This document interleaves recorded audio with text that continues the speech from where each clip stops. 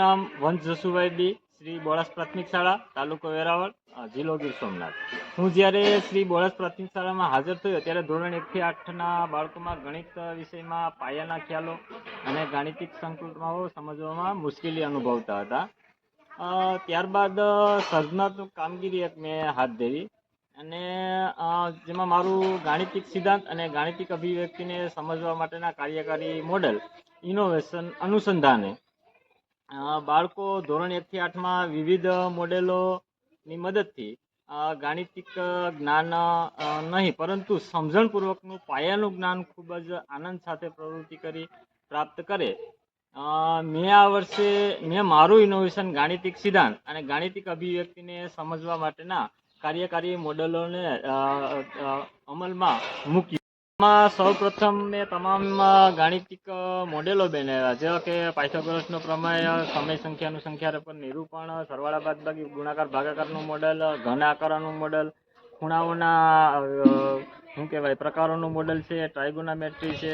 આવા તમામ પ્રકારના મેં લગભગ એમ માનો ને કે 30 જેવા મોડેલો બનાવ્યા, જે ધોરણ 1 થી 8ના ગણિતના તમામ એકમોને આવરી લે છે. આના થકી ધોરણ 1 થી 8ના જે બાળકો છે એ મોડેલ નિર્માણથી પ્રવૃત્તિની શિક્ષણ દ્વારા સૂત્રો, નિયમો અને સિદ્ધાંતોની જે સારી સમજ કેળવી શકીએ.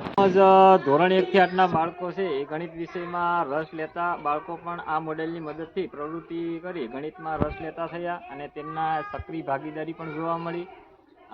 આમ બાળકોમાં આ પદ્ધતિથી સૂત્ર, નિયમો, પાયાના ખ્યાલો અને સિદ્ધાંતોની સારી સમજ કેળવી શક્યા અને 80% સફળતા મળી. આમ આ નવતર પ્રયોગથી ધોરણ 1 થી 8ના તમામ બાળકોને ગણિત વિષયમાં તમામ મોડેલોની મદદથી અભ્યાસ કરાવતા હકારાત્મક પ્રતિસાદ મળ્યો અને બાકીની સ્કૂલો પણ આ મોડેલનો લાભ મળે તે અર્થે ત્યાં જઈ નિર્દેશન કરવામાં આવ્યું અને તેમને મોડેલની બનાવટ વિશે માહિતગાર કરવામાં મોડેલ છે દશાંશ ચિહ્નને દર્શાવવાનું. તો કે કોઈ પણ સંખ્યા આપેલી હોય તેને આપણે 10 વડે ભાગાકાર કરીએ તો આ દશાંશ ચિહ્ન છે એ ડાબી બાજુ ખસે. કોઈ પણ સંખ્યાને આપણે 10 વડે ગુણાકાર કે 100 વડે ગુણાકાર કરીએ, કોઈ પણ સંખ્યાનો ગુણાકાર કરવાથી તેનું દશાંશ ચિહ્ન છે એ આપણે જમણી બાજુ ખસે.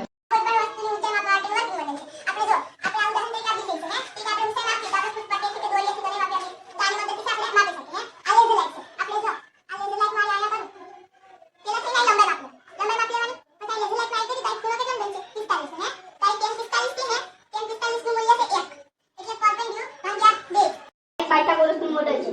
આનો ઉપયોગ છે કે બે બાજુની લંબાઈ આપેલી હોય તો ત્રીજી બાજુની લંબાઈ કેવી રીતે શોધવી. જેમ કે અહીંયા 6 છે, 6 નો વર્ગ 36, અહીંયા 8 છે, 8 નો વર્ગ 160, 160 ની 36 100 અને 10 નો વર્ગ 100 થાય તો અહીંયા 10 આપેલ છે, તે માટે ત્રીજી બાજુની લંબાઈ 10 હશે. એવી રીતે આ મોડેલથી આપણે ત્રીજી બાજુની લંબાઈ શોધી શકીએ. આ સમીકરણના દાખલા શીખવા માટે આ x માટે પટ્ટી વપરાય છે, આ ધન સંખ્યા માટે અને આ ઋણ સંખ્યા માટે. તો આપણે પહેલો દાખલો જોઈએ. આ ઉદાહરણ તરીકે આપણે એક દાખલો છે કે x + 5 = 7 અને સંખ્યા રેખા ઉપર દર્શાવવાનું વર્કિંગ મોડેલ. આપણે આ ઋણ સંખ્યા દર્શાવી હોય સંખ્યા રેખા ઉપર તો એ ક્યાં છે? તો કે ઋણ સંખ્યા હોય 0 થી ડાબી બાજુ હોય. આપણે સરવાળા, બાદબાકી, ગુણાકાર અને ભાગાકાર શીખી શકીએ. આપણે એક દાખલો હોય ને કે 4 + 3 ને આ x છે ને આ 4 ઉપર મૂકવાનું, ત્યાં એક આ 3 ઉપર મૂકવાનું. હવે એનો જવાબ છે ને આ બાજુ છે હે, તો જવાબ કેટલો છે હે? જો ઉદાહરણ તરીકે ત્યાં મૂક્યું હે તો જે ઓલી કર નમી જો આખું, એટલે એ દાખલો છે ખોટો છે. હવે તું પછી આ 2 ઉપર મૂકી તો આ કોઈ નમી છે, એ પણ ખોટું છે. હવે હું આ 7 ઉપર મૂકું છું તો જો એ સમાંતર એટલે આમ સીધી થઈ કે રાખી શકીએ. એટલે 4 + 3 કે ને એટલે બરાબર 7 થાય. ઉદાહરણ તરીકે -3/7 છે એ આપણે સંખ્યા રેખા ઉપર દર્શાવવા, પણ ક્યાંય છે આપણે ખબર નથી. તો આનો ઉપયોગ કરીને આપણે